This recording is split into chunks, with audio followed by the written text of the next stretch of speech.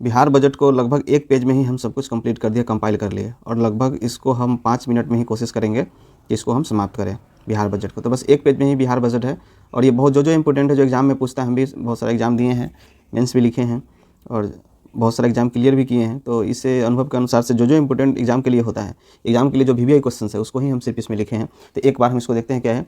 Bihar budget 2026-27। तो वित्त मंत्री कौन थे? विजेंद्र यादव। कितना मिनट भाषण दिए? तो 12 मिनट का ही भाषण में वो बजट समाप्त कर देते हैं।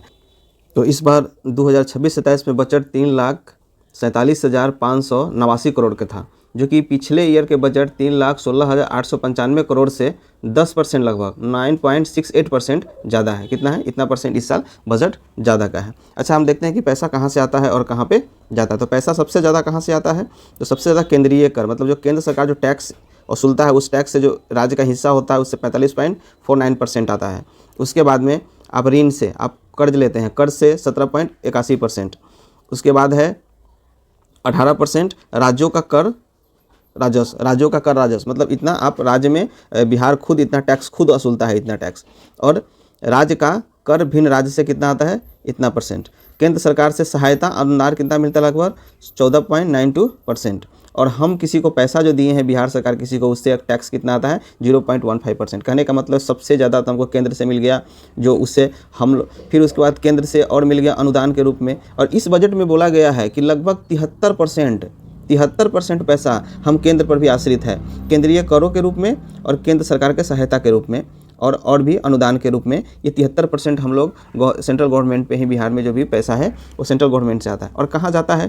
तो सबसे ज़्यादा जाता है सामाजिक सेवाओं में, फिर सामान्य सेवा में, फिर उसके बाद हम लोगों ने जो पैसा लिया है, ऋण लिया है, उसमें जाता है, ऋण की वापसी में इतना जाता है, कर्ज चुकाने में, सहायता अनुदान और अंशदान भी हम लोग इतना करते हैं, और आर्थिक सेवाओं में इतना जाता है। तो हम लोग देख लिए कहाँ से आता है और कहाँ जाता है। उसके बाद में हम देखते हैं इसमें कुछ इंपोर्टेंट पॉइंट को पहले हम लोग कर लेते हैं।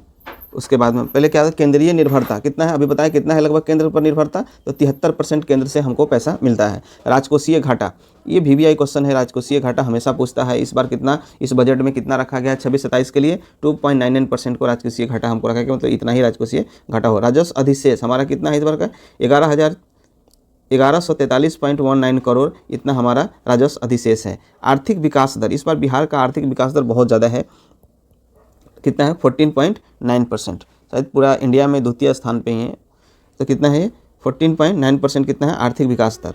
ठीक है, तो ये तो हम कुछ पढ़ लिए, लेकिन सबसे ज़्यादा एक और है, पर कैपिटा इनकम, प्रति व्यक्ति आय। इस बजट में कितना रखा गया है प्रति व्यक्ति आय? कितना है यहाँ का प्रति व्यक्ति आय?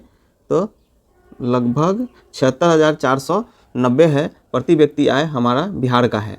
अच्छा, एक चीज़ और देखते हैं कि विभागवार आवंटन, मतलब विभाग में कितना कितना पैसा दिया गया। तो शिक्षा विभाग में सबसे ज़्यादा पैसा दिया गया, इसको एकदम इस डाटा को याद रखिए, 68,216.95 करोड़, इसको याद रखिए। शिक्षा विभाग में सबसे ज़्यादा दिया, ये टॉप कुछ रखो, याद नहीं रखो, ये जरूर याद रखो, 68,216। उसके बाद ग्रामीण विकास के लिए 23,701.18 करोड़।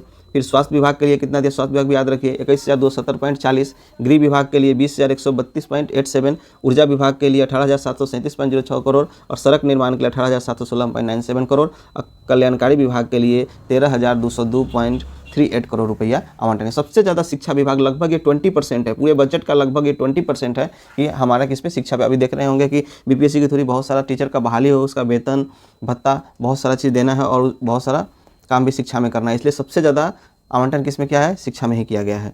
अब देखते हैं कुछ और भी पॉइंट है कुछ क्षेत्र में जिसमें बजट में प्राथमिकता दिया गया। तो बजट में ये 7 निश्चय 3 के अनुसार इस बजट में कुछ है, जैसे कि शिक्षा क्षेत्र में, महिला के क्षेत्र में, बुनियादी ढांचा के क्षेत्र में, स्वास्थ्य के क्षेत्र में, कृषि के क्षेत्र में और उद्योग के क्षेत्र में। ये 6 गो पॉइंट पे ये जोर दिया गया है इस बजट में।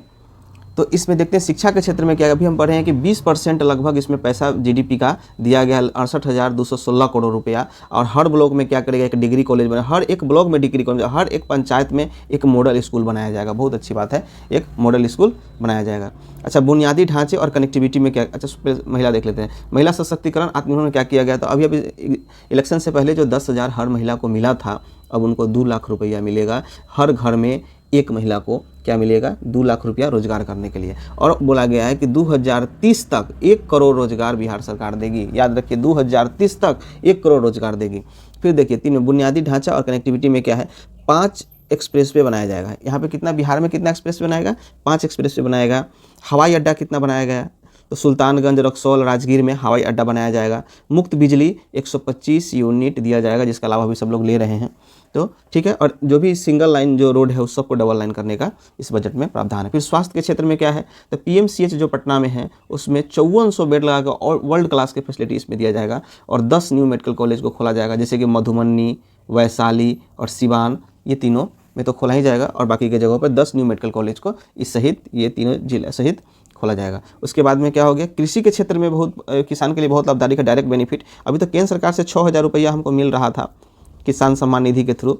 अब जन नायक कर्पूरी ठाकुर बिहार एक योजना लाया है जिसके थ्रू 3000 रुपया और एक्स्ट्रा मिलेगा, यानी हर साल किसान को 9000 रुपया अब मिलेगा। आपको कितना, हर साल किसान को कितना मिलेगा, 9000 रुपीज़ मिलेगा। अच्छा, उद्योग के क्षेत्र में क्या किया था, बोला गया है कि चीनी मिल जितना भी बंद पड़ा है उसको फिर से स्टार्ट करने की बात किया गया है। और उसके बाद में बोला है कि निजी क्षेत्र में निवेश बढ़ाने के बारे में, कि निजी क्षेत्र में निवेश बढ़ाएं और ज़्यादा से ज़्यादा इन्वेस्टर हमारे बिहार में आए। ठीक है, इसके किया गया। तो मिला जुला के ये चीज़ है कि लगभग बजट में इंपॉर्टेंट पॉइंट इतना ही था, जहाँ से क्वेश्चन घुमा फिरा के पूछता है। आपको बस इतना एक बार देख लेंगे तो आपका क्लियर हो जाएगा सब कुछ। इतने में बजट का काम हो जाएगा बिहार का, एक 4-5 मिनट के वीडियो पढ़ने से। चलते हम आर्थिक सर्वेक्षण के वीडियो लाएंगे, उसको भी वॉच कीजिएगा। Thank you.